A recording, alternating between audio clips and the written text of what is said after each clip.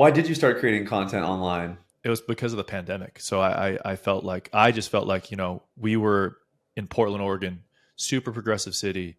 The whole city pretty much shut down, like not just like remotely. It was like there was not a soul on the streets. Like it was like mass lockdown. And I remember thinking, like, man, we just put all this energy and effort into building a core team for our church start called Bloom. And I remember thinking, well, how is this? How are we going to proceed forward? Like, what avenues do we have in front of us that are going to be avenues to share our faith? And obviously, the very first thing that came to my mind was, well, I have this. I have a phone. Maybe I can start filming content on my phone.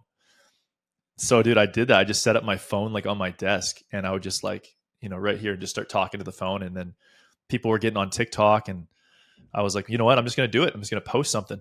And it was kind of freaky. I was kind of scared. I never posted something like that, like a video of me. It was just like kind of pictures on Instagram and family stuff. And so I'm going to do it. And I posted a video, maybe my third video in. I posted something on the second coming of Jesus from like the Olivet discourse talking about Jesus' return. And it just exploded. It got like I think it gathered like a couple million views, and that was like my third.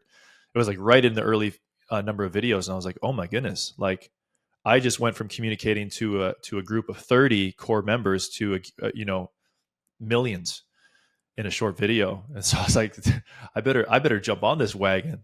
There's something to this. Huh. So Wow. yeah. So yeah, and you grew up a very large audience over a couple of years. Are there any particular topics that you notice people really seem to want content about? Like you talked about the second coming of Jesus, and I felt like during COVID, a lot of people were talking about that between like the US presidential election and all those shenanigans, Yeah. COVID and Yeah. big pharma. And obviously, it's still a burgeoning subject, but I guess I'm just curious because now you're a local church pastor. You did eventually plant Bloom, and Yeah. it's growing and everything. But are there any subjects that you notice a lot of believers seem to be wrestling with? I think what we saw both during, I think it was a pre-COVID issue or challenge for both the church and also just for our society as a whole. But then during COVID and particularly post-COVID, I mean, the mental health epidemic has been something that has just plagued, I mean, both believers and those who are outside the church and its doors. I think we saw, particularly within the church at Bloom, I mean, we had just people who are just struggling with their anxiety, with their depression, with panic symptoms. I mean, schizophrenia. Like we just had a host of just different mental health challenges that I think all came to the surface, and even people that were perhaps dormant and their mental health was kind of in a good place for a season. It was like COVID just brought that all to the surface, and all of a sudden people are wrestling with things that they never had to wrestle with. They had to like confront identity challenges. They had to confront, I can't work anymore. I'm stuck at home. I'm isolated. I don't really have connection to my community, or I'm not supposed to, you know what I mean? Particularly you're from Canada, man. You know all about that, what that was like. So yeah, so I think that it brought those things to the surface. And I think more and more people began to talk about it, and more people began to share their challenges, share the struggle, right? And so yeah, I think that's what I really saw, especially in the digital space. Those kind of topics came to the surface, and that's been part of my message too. Has been like, I've had a huge challenge with mental health. When I was 22 years old, I went through a major season of anxiety, depression, and panic. And coming out of that, it was really a miracle. And I said, hey, I want to encourage people. I want to give them hope. I want to challenge them to keep fighting for hope and for life, and ultimately it's a fight for your life.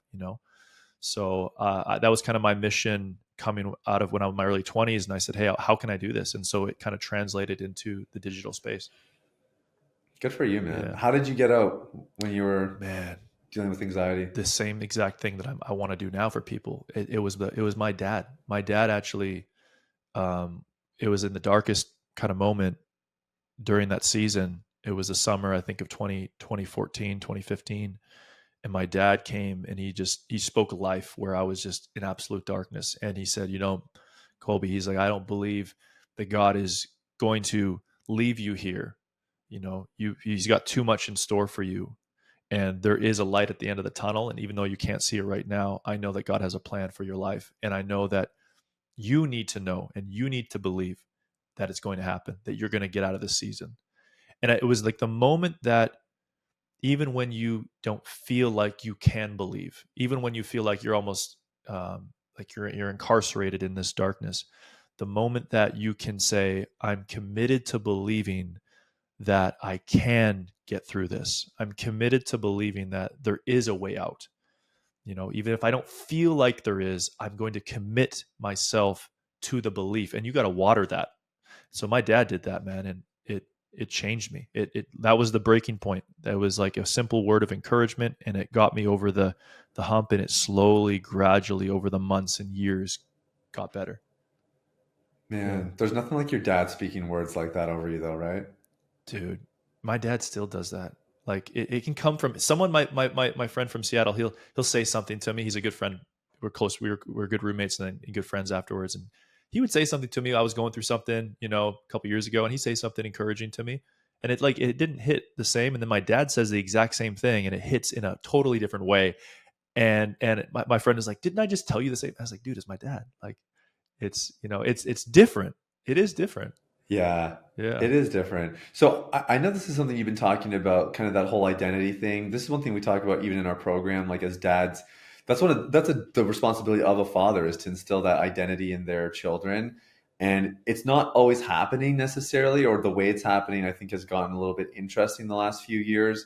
I wonder if you can just share a little bit about like what you're observing on the identity front. I know this is a subject you're really passionate about, Yeah. and you're from Canada, and so some of the conversations, and you're in Portland, like you said, a very progressive city where there's tons of conversations around sexual identity and gender identity and everything else. And I find even for myself, when we're talking about content with the team, whether it's on our YouTube channel or Instagram or whatever, like always trying to find out like how do we tell the truth, but also make sure we're being empathetic and compassionate. And it's a fine line. And I feel like it's something you do really well, man, in your content. I really appreciate that about you. What's been some of your conclusions as you kind of get some of these concepts ready for a book about identity? Man, so I mean, I think that where we're moving towards as society is going to be, we're going to be challenged on fronts that we've never thought we'd be challenged before.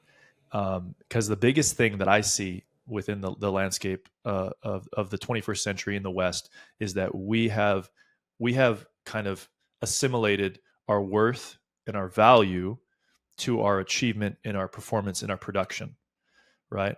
So I like to use the analogy of Egypt from the Book of Exodus. So basically, the Israelites, they were called upon to produce more bricks, but with less supply and less straw to do it from. And when you're pressed to produce more, but you actually have less supply to work from, that's a good reason to that's a good cause for exhaustion, overload, and burnout. And I think where we're going, because the digital age and particularly artificial intelligence is beginning to take on tasks that formerly human operators or individuals were performing. Now AI is taking those tasks on, and so the question is, well, where then if I put my identity in the things that I do and the tasks that I perform, but artificial intelligence is removing the tasks that I can perform or do it better than perhaps I can, right? Then it's like, okay, like, well, what left is there for me to do? And if I've attached and tethered my value to the tasks that I can perform or the things that I can achieve, well, what happens then when AI removes the tasks that I can perform and actually dominates that industry and that sector? Well, it's like if your point of reference for your worth and value isn't transcendent, meaning it's beyond this world, it's eternal, and it comes from above. I mean, if it's not rooted in that, well, then I think we're going to see a skyrocket of nihilism and people saying, "What is the purpose of life as a human?" Where robotics have taken over so much of the sector and the working space. So I think we're already seeing that. yeah, yeah. Go ahead, sorry. What do Yeah. you no? What are you saying? Well, I just think there's a lot of like, I mean, one person I follow, kind of hot and cold, is a guy named Alex Hormozy. I don't know if you've heard of Yeah, him. yeah, totally. Um, and he's a great example. I mean, he was saved at one point, and I think he ultimately has kind of found his place in nihilism. But I think he represents a much larger contingent of people who are a little bit like annoyed with Christianity because maybe their experience hasn't been the best, or that kind of thing. The messaging, sometimes I find it's so interesting when you talk to non-Christians and they describe what they think Christianity is, and you realize, oh shoot, like they had a bad experience, right? Or they got a diluted message or whatever. Yeah, yeah. Or And I think at the it's like same time, if that's the God that you believe in, well, I actually don't believe in that God either. yeah, Yeah. yeah, right, exactly. Yeah, they don't realize how much you actually do have in common. And then there's the other side, and I think people were very atheistic, especially I know for me when I was a university researcher, that's something we have in common. I was studying in the Faculty of Sciences, where it was just assumed that you wouldn't be stupid enough to believe in God. Like I think when science ruled the day, atheism really came hand in hand with it, and I just feel like the whole narrative is shifting. Like I was even talking about this with my marketing guy, and he said like this is the day and age coming up of like spiritual leaders and gurus. It's going to be all that all over again. We probably won't use the word gurus because everybody's kind of sick of that, but it'll be basically the same idea. People looking for like spiritual coaching, spiritual guidance, like that's the next thing because people want it. People are really looking for it in this day and age. Absolutely, absolutely. And I just think there's certain things that we're wrestling with now as a society that I mean, I think the materialist types and the reductionist types, I don't think that they can the arguments that I'm hearing from that side, I don't think that there's enough. Things can't be. The world is more complex and nuanced than that. And I think when we make it all out to be, we try to reduce it down and we try to, make it formulaic. And I'm like, man, like how do you wrestle with with beauty, aesthetics, and the arts? Like, where does that come from? If it's not transcendent in some nature, and some of these other things that I think it's just there's too much complexity in our world for it to reduce down to such an equation. Yeah. How do you actually establish a transcendent identity? Because I think the concept makes sense. Who's going to say no to having a transcendent Right. identity that's eternally based? Well, how do you actually do that? Dude, that's a good question. I love this story in the Gospels, particularly in Matthew's Gospel, where Jesus is being tempted. And it's such an interesting story because before his temptation from the Shaitan or from Satan, he actually is baptized by John in the Jordan River. And when he's baptized by John, he comes up and there's a dove descends upon him, right? And there's a voice from heaven that says, "This is my son in whom I'm well pleased," right? So in other words, Jesus is receiving his identity as son from the Father from above. That's this marking moment in his ministry, and actually it propels him forward in his ministry right after his baptism. Right, it was like his anointing for his commissioning, if you will, for ministry. So his identity is received from above, and it's based on what God has spoken over him. It's a declaration or it's a promise. It's an assertion from the transcendent in Jesus' ministry in his life. But where we kind of see it play itself out is right after that, where Jesus is then in the following pericope, Jesus is driven into the wilderness, right? And it says by the Spirit he was driven into the wilderness. And actually, there's it's almost a little bit of a play on words because while the New Testament was written in Greek, the Old Testament was written in Hebrew, and the word for spirit is synonymous with wind, right? So it's almost like a sail. Jesus was driven by God as a sail, as a ship is driven into the sea or into the ocean. Jesus is driven into this dry place, and to be tempted, like that's like where it's like an escalation. Like God is driving Jesus into this dry place to be what? To be tempted, but to be tempted by who? To be tempted by the devil. So it's like there's like this escalation there, and then the temptation, the very first temptation, and it's kind of compatible with all the temptations, is if you are indeed God's son, turn these stones into bread. Right. So it's like he had just received verdict from God that he was his, that God had given him this verdict that he is his son. And the very first testing and the very first temptation was, well, if you really are God's son, do these things, perform these things, prove these things.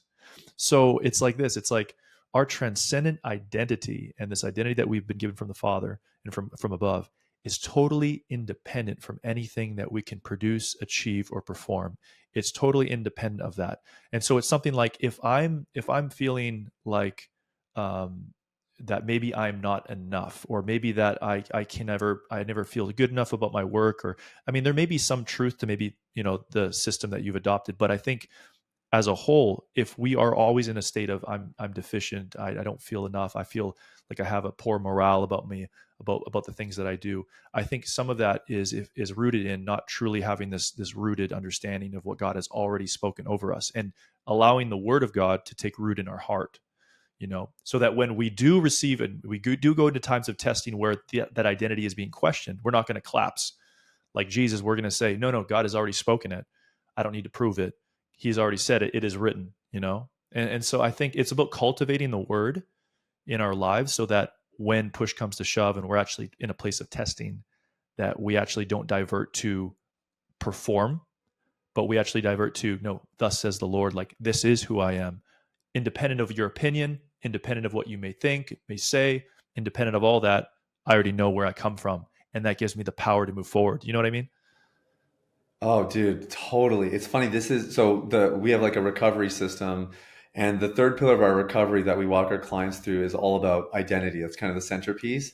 And our proverb around that, it's not actually from the book of Proverbs, but just a proverb that we have around it is, I would rather be 100% my true self and rejected than 80% my true self and accepted. Wow.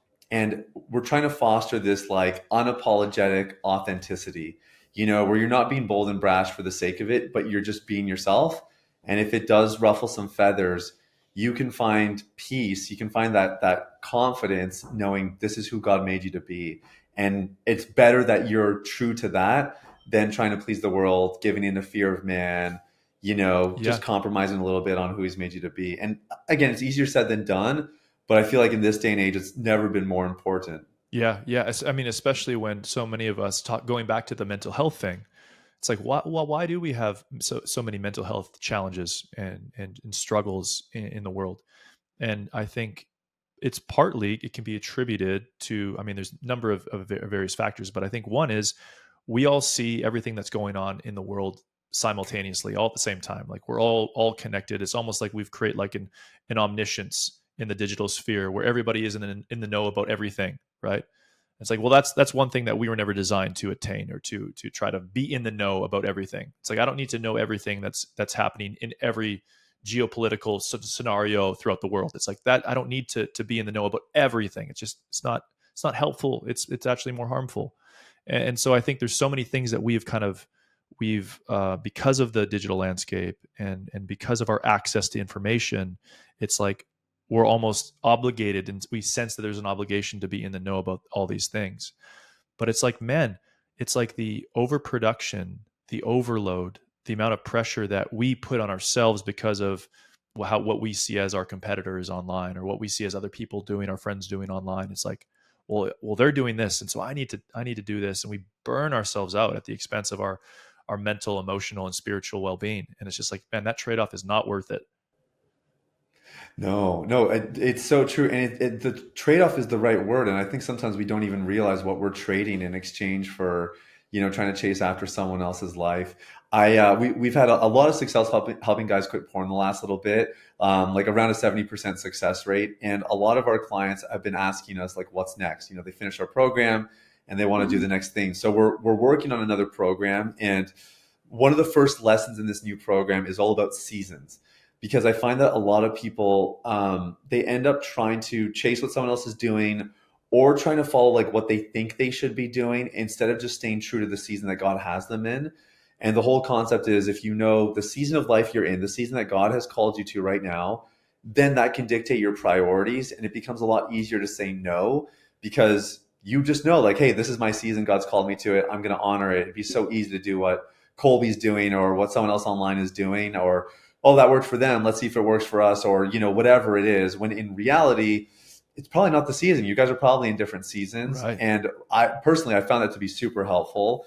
I wanted to ask you, because even the example you took out of, I know from Luke 3 and 4 like really well. I love that story of Jesus getting baptized into the wilderness. There's a huge emphasis there on, you do really need to know the word of God, and I would say even hear God's voice. Like, Jesus heard something fresh from heaven that implanted in his heart, and he was able to use as a weapon against the enemy when he was being tempted. How important is that, hearing God's piece, so that you can know your season in life, know your identity? have that kind of confidence, I guess, to stand by what it is God's calling you to do. Yeah, I mean, there's a favorite author of mine, Dallas Willard, and he was more of the contemplative type branch of the faith. And I mean, he wrote some phenomenal books on contemplation, hearing God's voice, hearing from God. How do we hear from God?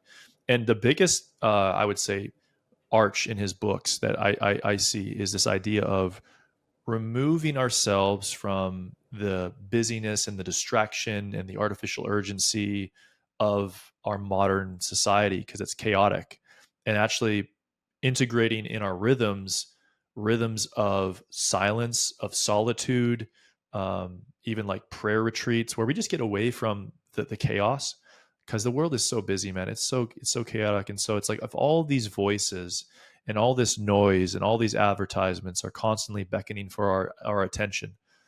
Because if you think about it, attention is actually a form of worship. It actually is worship. And that, in fact, like whatever has your absolute attention, it can pull you into a state of worship, right? So it's like, when I'm worshiping God, I'm not worshiping by singing songs. I'm worshiping Him by giving Him my attention, by giving Him my focus, right? My adoration. It's like my mind is set on Christ. And so I think what we're seeing now is this fight for attention. So how do we kind of get away, and how do we hear from God in light of all these different voices and this noise? I mean, that takes intention, right? It takes me stepping out of that context and into something, an environment that I can actually hear from Him, and I see silence, solitude, just time alone from the busyness to hear His voice, to just still my heart, because it's like my heart is like it's all wound up in the world, and I'm like I got so many tasks I got to do and finish, and it's like just removing ourselves from that context and putting ourselves in something that is like, man, I can actually just like go from here to here, and just like I think that's where God speaks to us, is in that silence. Man, it's a good word. And you're right. The world, like nothing in our society sets us up to do that. Like you have to make an effort. You have to be intentional. Otherwise it Yeah. won't happen. Is there anything that you do in your life that helps you kind of manage your attention, get those moments of solitude and rest? Yeah, I mean, I think it's establishing what I call, what my mentor calls replenishment cycles. So I have replenishment cycles throughout the year, specifically like four big ones. And so these are, some of them are like a prayer retreat. Another is just like I'm going to see family in Canada. That's what restores me. It's kind of tailored for each individual. My Omi, she lives on this huge acreage in the middle of BC in Cherryville, in the middle of nowhere. Going out there is like going in the middle of nowhere. It's like there's no internet, there's no cable, there's no cell service. Like you got nothing, right? So every time I go visit her, like I know that it's going to be a time for me just to like just come right down. And it's like it's replenishing. There's nothing I can be distracted by. And actually, what happens is when I get into that, when I go too quickly from like go go go into like rest, into like uh, vacation mode or whatever it is, I feel agitated, man, for like the first like couple days. I'm like all jittery. I'm like, like it takes some time to come down from that mountain and just like, you know what I mean? You need like a little bit of like almost like a preamble to your time off, because it's like just the way that society is functioning. It's like, man, we're just like, so for me, I have these replenishment cycles throughout the year that I really put into place. And those are big markers and milestones throughout the year. And then on a daily rhythm, I mean, super intentional about the mornings. My early mornings are just devoted into times and space of prayer and silence. And I call it the secret place. Um, and there's a book. I'm forgetting the author's last name. His first name is Bob. He wrote this book, not Bob Goff. He wrote this book called Secrets of the Secret Place, and it's a phenomenal book. It's almost like a devotional read, but not quite. I recommend anybody to go ahead and check it out. But just stewarding this time with God, how it's an incubator for everything that we do, and how we proceed with our day, with our week, with our month. If we're not in this incubator state in the secret place, it has a phenomenal effect on everything else. No, that's really good. And biblically, we know that this is something Jesus did as well. Like, how often do you see that he went up on a mountain to pray or he escaped, to have his own time in solitude? I think it's really, really important. And I think, a couple of minutes ago, you were talking about the temptation piece, which I really, it's something that we sometimes forget about that, which is that Jesus was actually led into the wilderness to be tempted. Yeah. And there's something to be said about that. Like we're helping guys with sexual sin and porn addiction, and temptation often becomes this thing that we try to resist, and anytime we're tempted, we're like, oh, what's wrong with me? And granted, Jesus did also instruct us to pray, lead us not into temptation, but the model he set kind of shows us that it's okay to be tempted. Like temptation is not the end of the world. It's not something you need to run away from. And actually, if you embrace them in the right way, they can really prepare you. Because when Jesus did come out of the wilderness, it says that he came out filled with the Holy Spirit. He Yeah. was led by the Spirit in, and he came out of it filled. And there's something to be said about stomaching those temptations in a godly way and getting that increase in power as a result, right? Oh man, that's beautiful. I love how you said that. Yeah, I mean, I think that temptation, it's funny because you go into some circles and you tell people, well, actually, Jesus was tempted, and they're like, well, what do you mean? Like, no, like he wasn't. There's almost like this ambiguity as to what temptation actually what it means. And is it like, is the thought itself a sin, or is it the the dwelling on which, or the kind of the allurement to, or the not just the inclination to, but it's more like the giving into, right? So it's like the fact that I'm human, and the fact that Jesus was human in his experience, he had these thoughts. You can't have, if Satan is saying these things, these thoughts are like, Jesus isn't thinking about, some safari, in Africa. He's thinking about the temptation. Yeah, he's not thinking about something that isn't relevant to his situation. So he's having thoughts about what was being proposed by the adversary. Now, what's the difference? The difference is Jesus is taking that thought and replacing it with God's truth. It is written. So, right. So the thought itself isn't a sin. It is what's sinful is when I give into it, when I feed it, when I dwell upon it, when I give it the time and attention that isn't deserved by it, or shouldn't be. Right. It's that idea of attention. It's like, how much am I willing to focus on this? How much credit am I willing to give to this thing, this idea, this proposal? And it's like, if it's a conflict with God's word, well, I'm going to replace that, take it captive, take it prisoner, and replace it with his truth. And so, like, the temptation itself, I mean, that's a human experience. And I think we gotta, it's okay to have some of these thoughts. It's not okay to allow them to rule and to give into them to govern our lives, you know. Yeah, I totally agree. I always find a lot of comfort in Hebrews 4:15. Since we do not have a high priest who cannot sympathize with us, but was tempted in every way, yet was Yeah. without sin. So I think it's just helpful to know, yeah, Jesus was tempted in every way. That's actually a pretty big word, a big statement. Yet was without sin. He found Yes. a way out. Similar to like 1 Corinthians 10. Knowing that you'll never be tempted without God making a way out for you, and very helpful.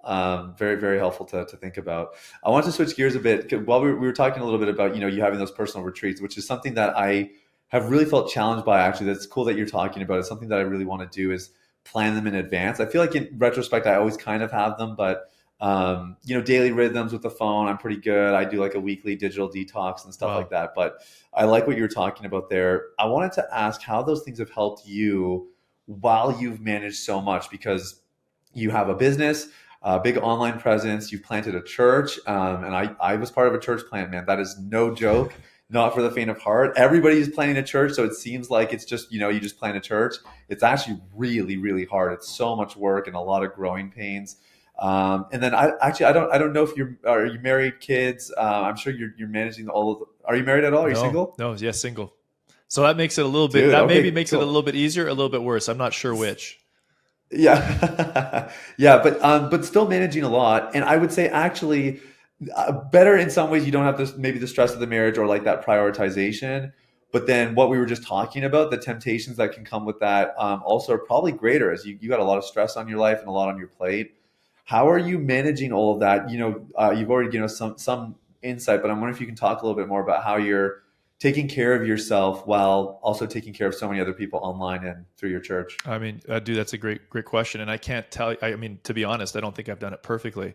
I think I'm still figuring it out, and I'm still figuring out where I need to pull back, where I need to, to really say, maybe I'm doing too much right now.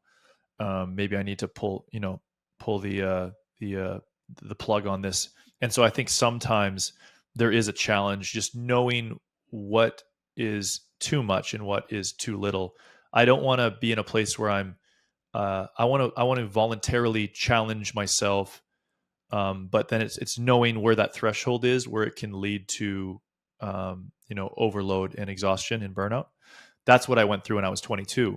When I was 22, I figured out real quick that I couldn't survive off of 4 hours of sleep a night, and taking 20 some credits in university. I was playing basketball, just like the full-time commit, being a research assistant. Like, there was no way that you can do all those things effectively, and efficiently and efficaciously, and expect that your health isn't going to be challenged, right? So I think for me, it was really like a matter of, I had to find out where that threshold was. And so now when I came out of that, I was like, man, I don't want to do too much. Like, I was almost fearful, because I don't want to go back there. I don't want to get back into that position that I was in. So it's kind of been like this the last, I would say, 5 to 10 years, even just like figuring out, like, where am I challenging myself enough, and where do I need to step back into rest? And so I can't tell you I figured it out, but I do know that having these rhythms that are non-negotiable rhythms, that are just like, man, like, this is a replenishment cycle. This is a time for my family, and I'm not going to compromise this time. This is a time for me. This is a time for me and the Lord. This is time that I don't give out, um, or sacrifice on, or give up easily. This is time that is very much devoted, is concentrated, is focused on what it's meant to do, which is ultimately to steward rest and rejuvenate relationship. And if we're not intentional about that, no relationship can flourish. So I just think that it is being hyper intentional, and I don't think I'm the perfect model for that. I'll never be the poster boy for that and say, hey, it's more like, I wish I could say, like Paul, like, do as I, or Jesus said to the Pharisees, do what they say and not as they do.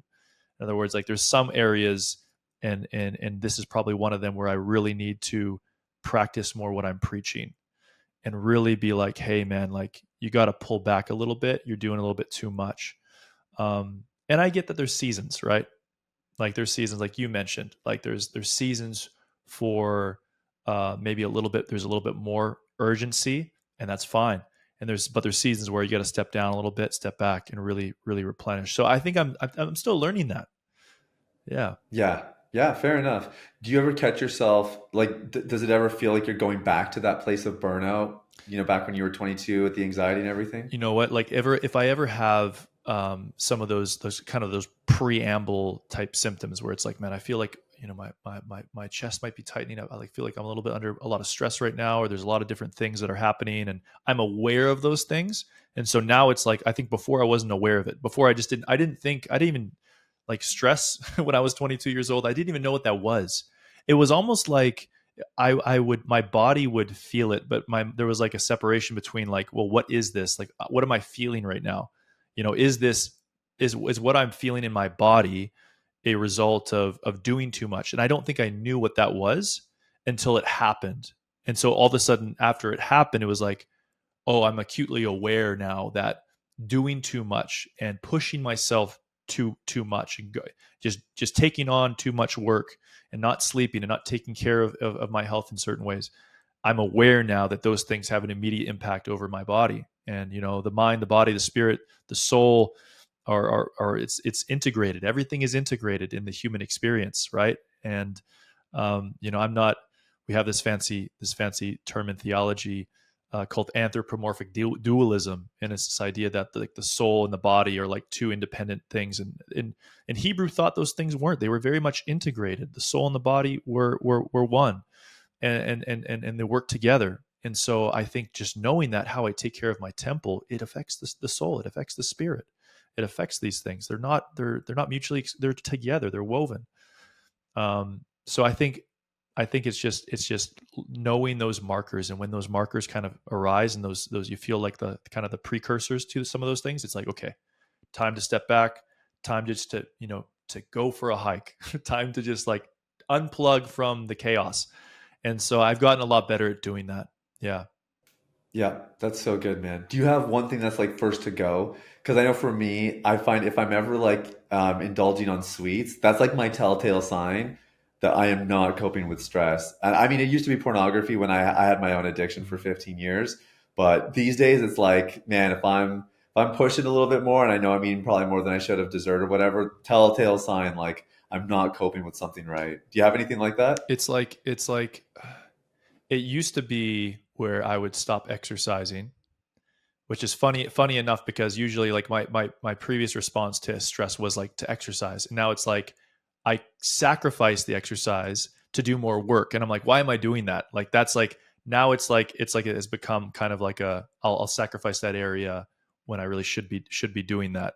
And it'll be, eating too, like for sure. Like when I'm stressed out, man, I'll just go to the corner store and I'll grab a cookie dough pallet, man, and I'll bring it home and I'll just crush that cookie dough ice cream. No, like for real, like it's like that. It's we go to food as a mechanism to cope often. And I think a lot of people do that. And it's just like being aware that if I really want to be functioning at my optimal level, that everything that I put in my body is fuel for me to function optimally. And how the body's a temple.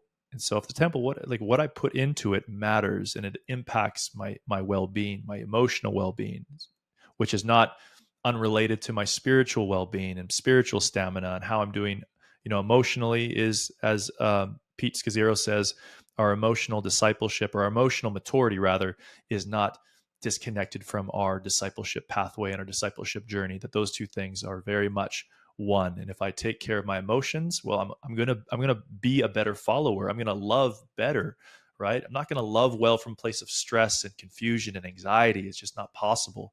When I take care of this, it inadvertently or directly impacts my discipleship journey and following Jesus. Do you ever feel pressure as a like a young pastor with a plant? Do you feel the pressure to get married? Like do you ever feel that, I don't know if you have a board or how it works, but do you ever feel that tension? Like everybody's kind of waiting for you and kind of figuring out like how come you're not married yet? Dude, I mean, yes. Like absolutely. Absolutely. Yeah. I mean, it's like I'm in a very unusual, I feel like very unusual situation. I don't think there's a lot of pastors in their early 30s. I mean, there's a few of us that we're all connected and we're like, keep the faith, brother. Persist. There's a few of us. But it's like it's challenging. And it honestly, the biggest thing is, it's just, man, we live in glass houses. So we have to live with absolute accountability on every single level. Especially being a single male leader in the church. I don't care what aspect of leadership that you're in. We need to just have absolute accountability, have measures in place, have people that we bring into situations and circumstances, so that we can safeguard ourselves. Because I mean, we've just seen so much craziness happen the last number of years in the faith, which is just like all of these moral failings, and it's hidden, and it's not brought to the surface. And so there has to be, I think, for individuals living in seasons that are, you're single and maybe you're looking for someone, or maybe there's just like, maybe God has called you into that lifestyle of singleness, like whatever it is. I think that's where community becomes so crucially important, because like if we're doing anything in the dark or doing anything alone, I think the things are bound to fail. And so like for me, it's like, man, I bring in so many voices and so many individuals into both my dating life, if that's a thing. I don't know what people call it today. It's changing all the time. But like I bring in so many people, so that it's like, hey, like how can we build healthy structure framework, so that this thing is gonna succeed, or maybe that's gonna be done in a way that's simply gonna honor the Lord. and honestly, that's been something that has been like an amazing a journey for me, learning how to do things really well in this regard, and how to, how much do I bring in, where do I bring people in.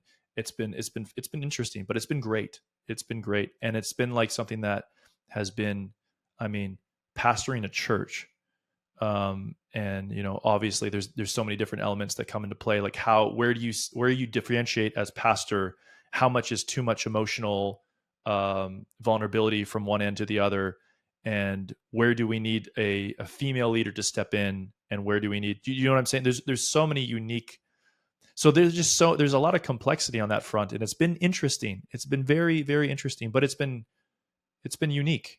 And so I can't say it's like, I wouldn't say it, I wouldn't categorize it as like as bad. I would say it's been a unique experience, a unique challenge. And yeah, I think there's a lot of people that are also trying to figure it out, and we probably need to talk more about it as leaders and as pastors and as just people in ministry in general, how to do that well as a single individual.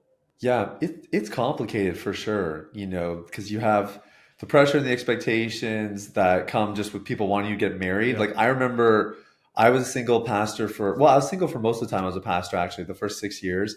And yeah, anytime there was like a pretty girl who came to church, like, some old lady would always come and like give me the elbow, like, hey, what do you think of so and so? It was a smaller knit community, but it was like kind of annoying that everybody's like thinking about that for you and like connecting dots that you really have no business connecting. Yeah. But then there's the struggle of like just the boundaries, right? Like if even just a middle-aged woman comes up to you and she needs some counsel, like how do you handle that? Do you not? How do you handle it in a way that's appropriate? It's actually, those things get a lot easier when you get married. So that is something to look forward to, man, when the time does come. Yeah. Because those parts are tricky in the position you're in right now. Exactly. And they do change. And that's why I mean, for our women at Bloom, like I'm always telling them, I'm always encouraging them to take the initiative with certain women who have reached out, who are looking for guidance spiritually, in their discipleship pathway. And I'm like, yeah, just we got to take the initiative as leaders who are women, to because if they don't, what happens is they gravitate, and they gravitate to me or to my other our other pastor. And what happens is that there's a level of emotional vulnerability in these things that you have to safeguard, you have to protect, and there's a level that's unhealthy, and there's a level that's helpful. And so it's really just asking the Lord, like, God, give me discernment, what is too much, where do I defer, where do I delegate this individual, and their set of, to another female leader. And it's just really being wise about it and asking the Lord to reveal that, because yeah, dude, that's a challenging arena. What about your accountability structures? I love that language you use, and I can tell you've been very intentional about it. What about that covers if, let's say like there was no mistake per se, but you just can tell like, oh, I had a conversation and emotionally like that just felt a little bit too open, too loose, or whatever. What about your structures helps you in those moments so that you're safeguarded?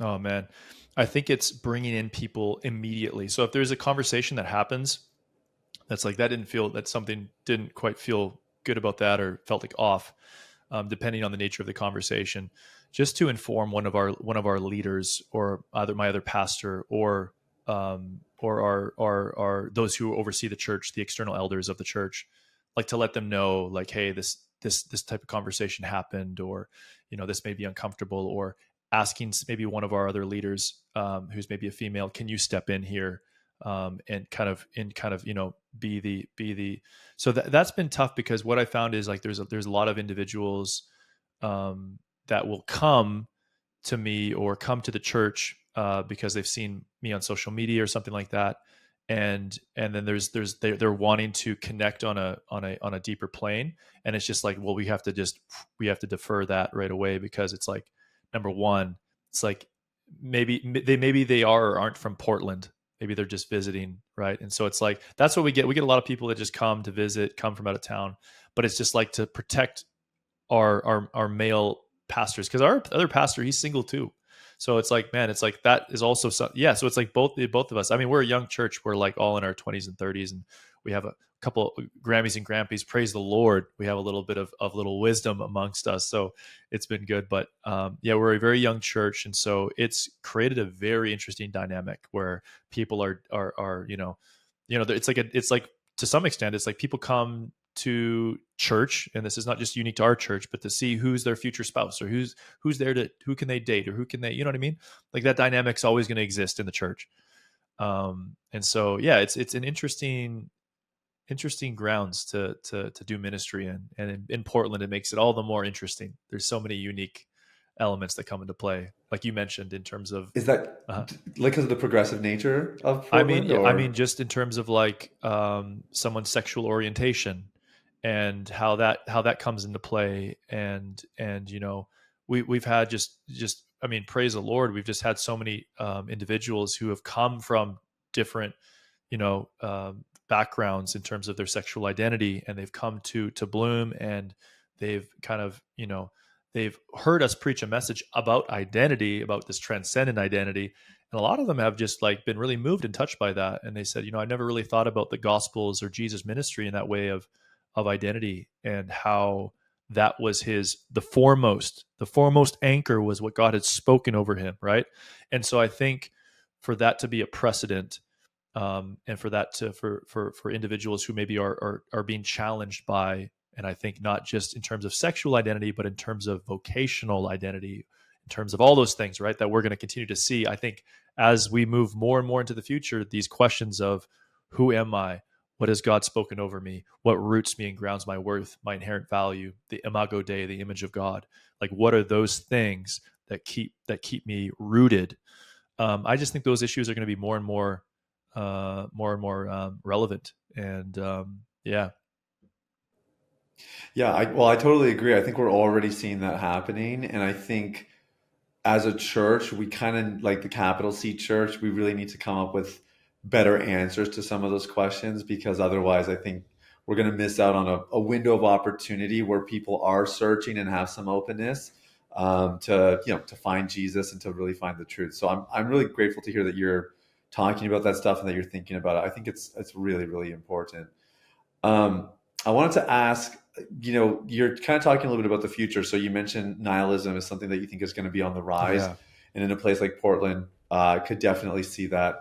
What are some biblical answers? I know you're building this kind of biblical literacy platform, which we'll get into here in a minute.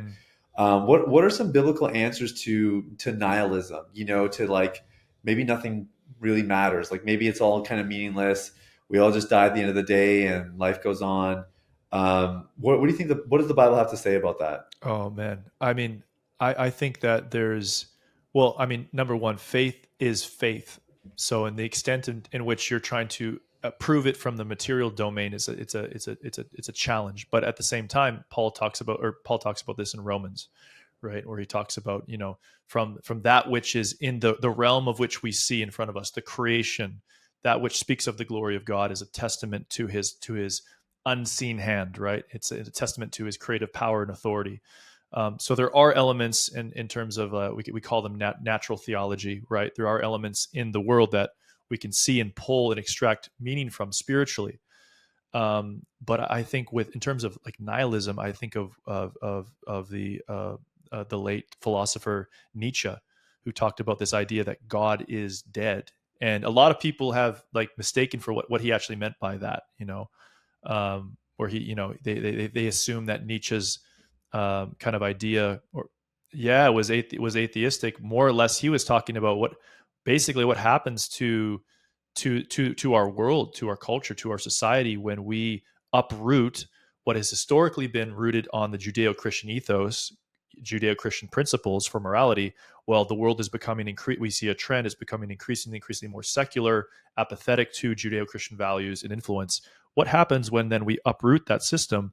Where will the world go? Like, what will be the baseline for our morality if it's not transcendent, right? If it's not coming from a place of objectivity, but on a place of discretion, that the postmodern world has now kind of, the reiteration of that is your individual truth has become your objective moral framework. Like what you deem as true has become the absolute, but then that's subjective. The very definition doesn't make sense, right? And that's where kind of the paradox of postmodernism kind of like falls and collapses upon itself. The premise that it supposes. So I think that, like, how the this is the amazing thing. I think how the Bible addresses the idea of nihilism in particular is that, like, as our world continues to wrestle and grapple with, to echo the words of Pilate, what is truth, right? Because, like, that's so interesting that Pilate poses that question to Jesus, right? Like, what is truth? Like, tell me, like, what is that? And I think that postmodernism echoes that very same sentiment. And what happens when we don't have this objective baseline for truth is that we all of a sudden find all of these other identities to accumulate. And whether we do it subconsciously or consciously, we're doing it.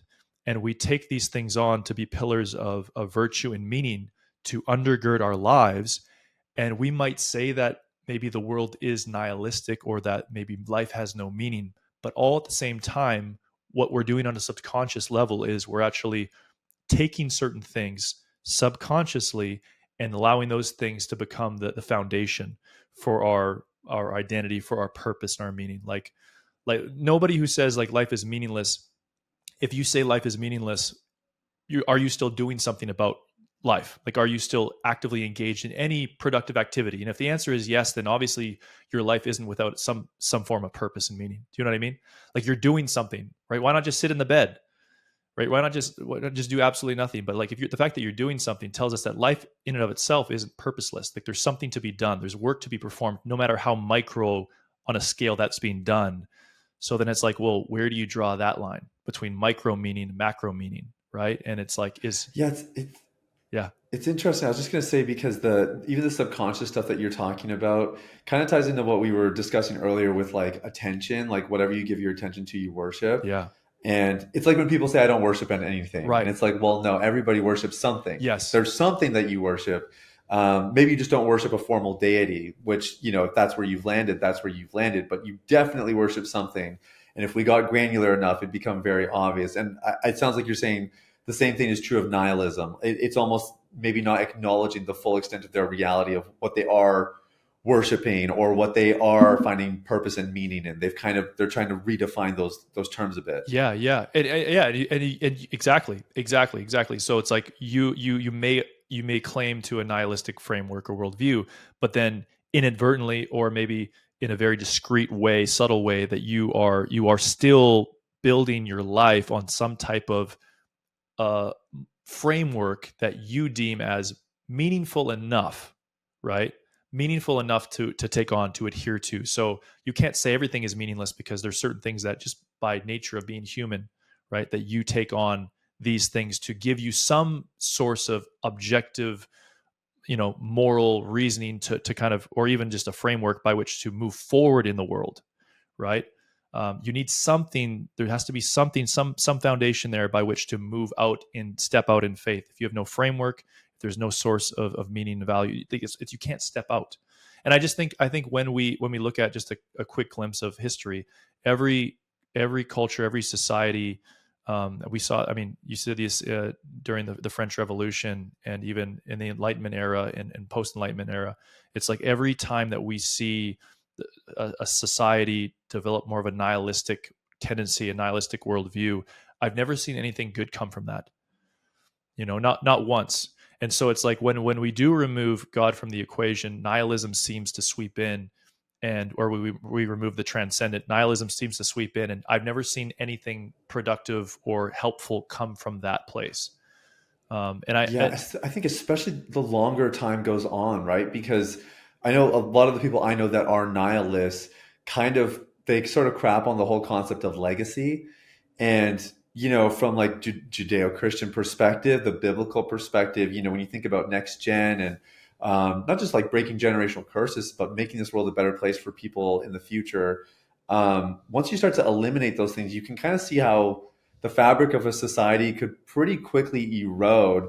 Maybe one generation you don't notice the difference, but three, four, five generations of nihilism, that starts to compound, and that could be pretty detrimental. Yeah, yeah, exactly. And I just think, like, not to go back to our previous conversation, but I think there are more and more components that are contributing to this worldview, right? Or going back to AI, and I think there's just going to be such an attraction to believe this system, but where the church now has an opportunity to come in and say, well, actually, your value, your worth, your identity aren't defined by all these subsets that culture, society maybe offer a glimpse of maybe what is the real thing, but they're not the full thing in and of themselves. And so God gives us this identity that is so well rooted. It's so holistic.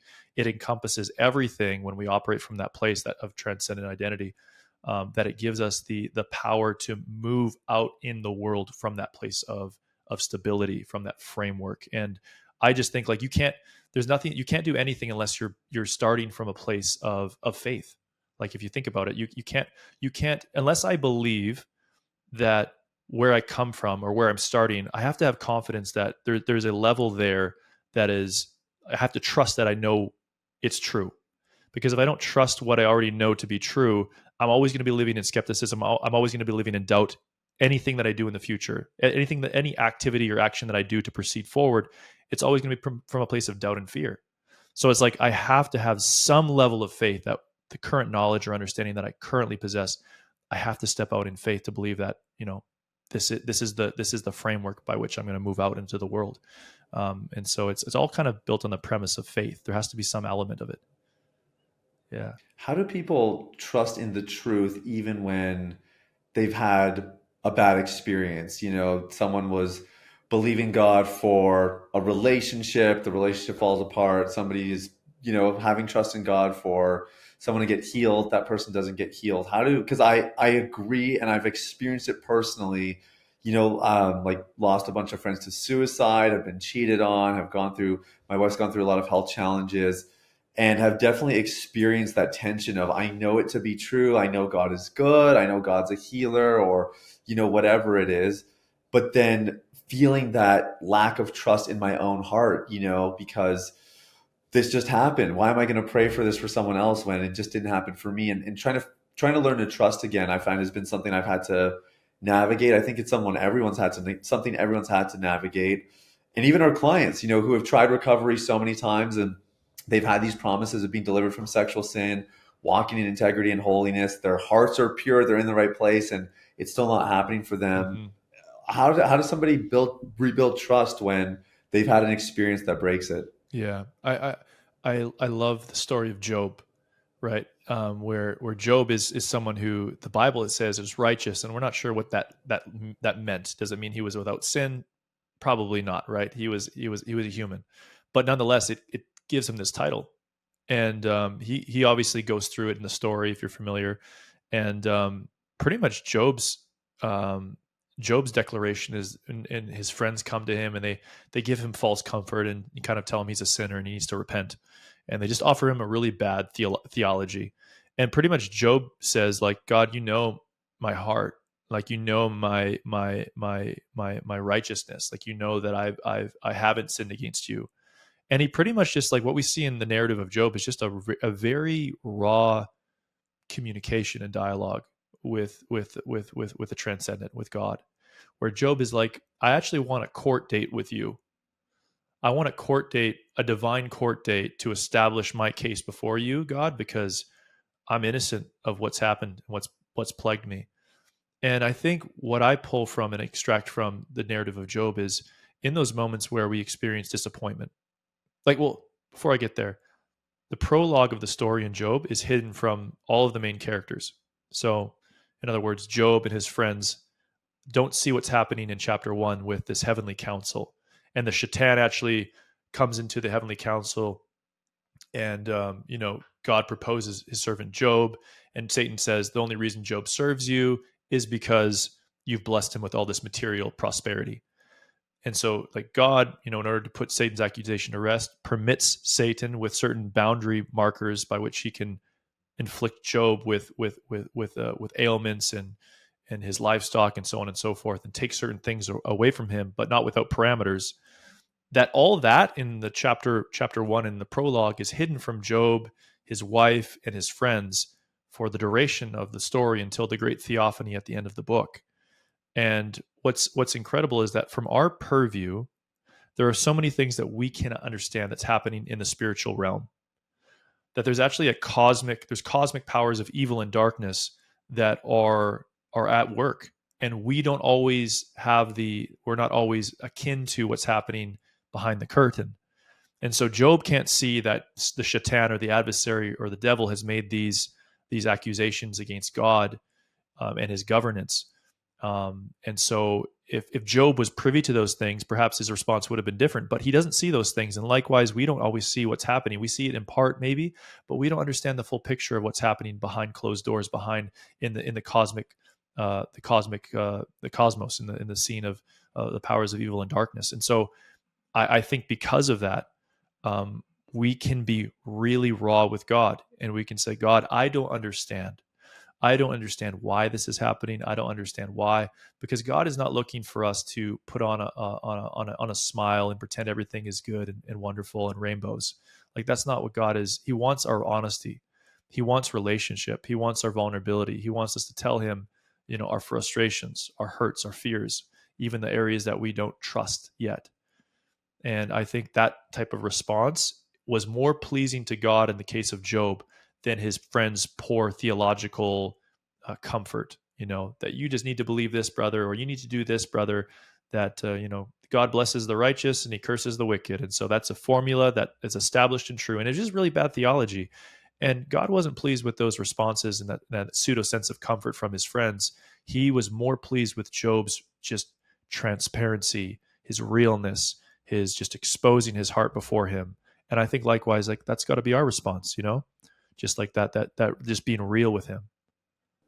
No, it's a good word, man. And I mean, you look at like some of the heroes of the faith, like King David, and we literally, I mean, we have all of his Psalms where he was so transparent, so Right. vulnerable Exactly. before the Lord, right? Like a great example of that. And he was called a man after God's own heart, despite some pretty epic moral failures and not the Exactly. greatest job passing the baton to the next gen, and all of that.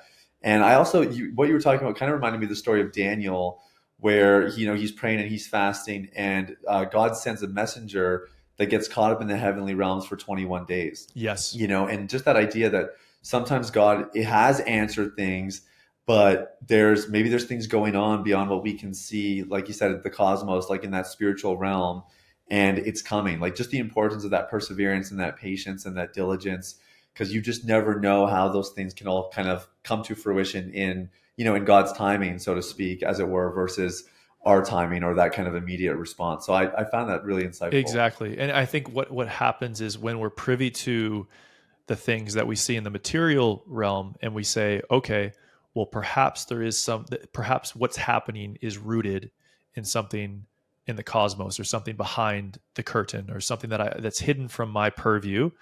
I think, number one, I wouldn't always attribute everything to the demonic or these principalities and powers. Like, I think that's the church has often and sometimes in different circles has taken that too far. But it's like, don't be ignorant of that. Like, be aware of that. Like, be understanding that those elements are at play. But at the same time, it's like, what things can be done in the present with what I have in front of me to also mitigate the situation or maybe improve the situation by a percentage, or things that I can tangibly do rather than just passively sit back and say, why, God? Like, the man that was born blind, like the disciples were like, Jesus, why was this man born blind? Right? Like, why was he given this plight in his life? Did he sin or did his parents sin? So there they go. They tether that idea of sin is related to suffering. And that was a very common thing in Second Temple Judaism, where they would attribute personal sin with personal suffering. And Jesus, he turns that on his head and he says, neither this man nor his parents sinned. But in the Greek, it more or less says, so that the works of God might be revealed in him. There's not a comma. There's a comma there, not a full stop. And it says, we must work the works of him who sent me. In other words, like, we got to do the work of God in the present in light of suffering so that we can alleviate the burden that this man is experiencing, heal him, and restore him back to health. And so Jesus is like, don't speculate why. He says, actually do something about it. Get to work, heal, restore, mend, fix. He's like, do the work of the kingdom in the present. And I love that, because it's like, pray, but then get to work. Pray and then do something about it. Pray and then or be honest and be real with God, but actually like do practical things that can improve your situation. Man, so good. You are working on a platform to improve biblical literacy amongst believers, and I'd love for you to talk a little bit about that and kind of the heart behind it. Yeah. So we haven't launched yet. So this is like probably like the first public announcement. But when this will be released, it'll probably Oh shoot, okay, it'll I no hope I'm no not jumping the no. gun. You're not jumping the gun. It'll be good in terms of the timeline of the release. So we're going to be doing it later this fall. We'll be doing a beta launch for it's called the Academy of the Bible, and we've curated some of the top professors, biblical scholars, theologians, pastors, some of the best thinkers in the Christian space that are not just great scholars and not just a head of knowledge, but have hearts like pastors, have hearts that just desire to make God's word, His truth, communicable, relevant, accessible to a wider Christian audience. And it's good theology, but it's also a good heart behind it that wants to see transformation in people's lives. And so the voices and the types of teachers that we've kind of curated for the academy to do courses, basically we're doing mini courses, and it'll be like a catalog of different courses on various topics of theology, discipleship, spiritual formation, etc. They're all very just accessible, relevant, and just based on the word of God and just based on His truth. And so we'll be doing a beta launch for this coming this fall, and we're going to have a very strong community element behind it. So in other words, it's not just mini courses, or it's just formal training, but it's actually engaging in community, having some FaceTime with different scholars, hosting seminars, kind of ongoing lives. Like I've been doing lives with some of these scholars already, just on social media, and a lot of it around their work and their writings. And so it's been great. We have Craig Keener. I don't know if you know who Dr. Craig Keener is, from Asbury University. He's a leading New Testament scholar, and he's filming a course for us this week at Asbury on the Book of Revelation. And I'm so excited for that, because like, man, like this guy is like, he's like a leading authority on the New Testament. And so many people have questions about what the future holds. What does the Bible say about what the future holds? So I'm like, man, getting guys who can just break it down so simply and just in a relevant way. The church, I think, really needs this. And there are some just great resources that I think will really serve and benefit the church for years to come.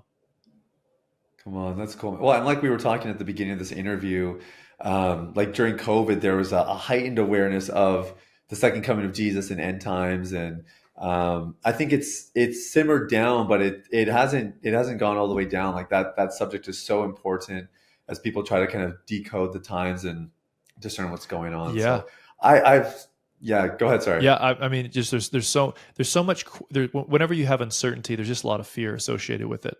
Like that's just our tendency, is that we associate with uncertainty. Fear comes along with it, and I think the Bible gives us that baseline, that framework, that worldview, that we know that Jesus has overcome the world.